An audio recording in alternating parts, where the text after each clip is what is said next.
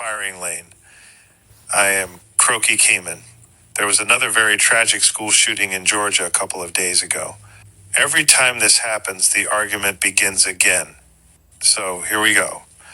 Croaky gun slinging against the virtue signalers, a constitutional showdown. Every time a school shooting occurs, we end up with the same frustrating conversations where people talk past each other. One side stands firmly in defense of the Second Amendment, while the other side advocates ignoring it altogether, or pushing for minority report, precog preemption-style gun confiscations to prevent shootings, after one has already happened, no less. In these arguments, at least the Second Amendment advocates are standing on solid constitutional ground, while those seeking to strip that right are floating in midair with no foundation. If we are to find a real solution to this issue, it requires acknowledging and respecting the protected constitutional right, not trying to bypass it. Now, school shootings, the topic that reliably brings out the moral high grounders faster than you can say Second Amendment, with lots of wailing and gnashing of teeth from certain quarters, requires real solutions which remain as elusive as the common sense these people that want reform claim to have. Instead, what we get are emotional appeals wrapped in feel-good policies that do nothing but step on constitutional rights while making everyone feel like they've solved the problem. Spoiler alert, they haven't. Case in point, J.D. Vance says something practical about reinforcing security at schools, an idea that might, actually prevent a school shooting or two, and what happens? The left takes his comments, runs them through the outrage machine, and spits out a version that's about as connected to reality as a toddler's drawing of a giraffe. They conveniently ignore his point about bolstering security, a solution that doesn't involve ripping the Constitution to shreds, because apparently doing things the right way is just too pedestrian for them. Instead, they're trotting out the same tired old solutions, like red flag laws. You know, those nifty little tricks that let the government take your guns without due process, all in the name of safety. And by safety, they mean making sure nobody's feelings get hurt by scary constitutional rights. One particularly laughable example involves suggesting that since the shooter in question was a minor, we should take his parents' guns. Right, because nothing says protect the children, like gutting the rights of innocent bystanders just trying to survive parenthood. Now, I don't know about you, but if you want to take away someone's constitutionally protected rights, here's a wild idea. Follow the law and/or constitutional process. We've got this handy thing called due process. You may not like it, but your kids are gonna love it. It's like a rule book for not turning America into a banana republic. You can't just waltz in, Tim Walls in, snatch up guns, and then sit back like you've solved the world's problems. That's not justice.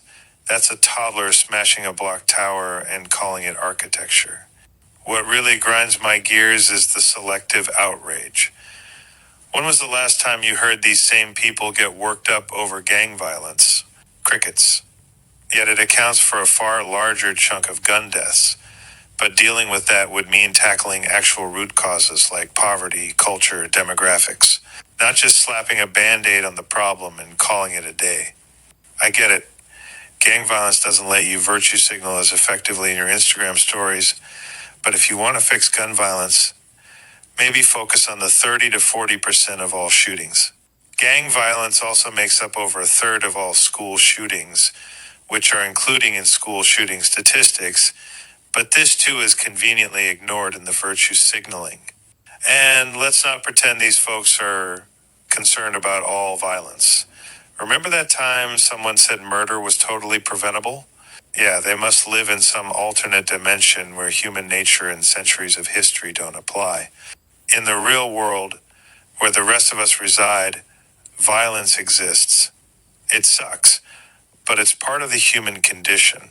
You can mitigate it, you can manage it, but pretending like you can legislate it out of existence is the kind of magical thinking that's usually reserved for fairy tales or DC's budget schemes.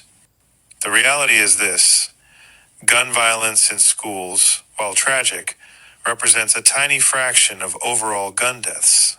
If we want to address it, and we should, we need serious solutions.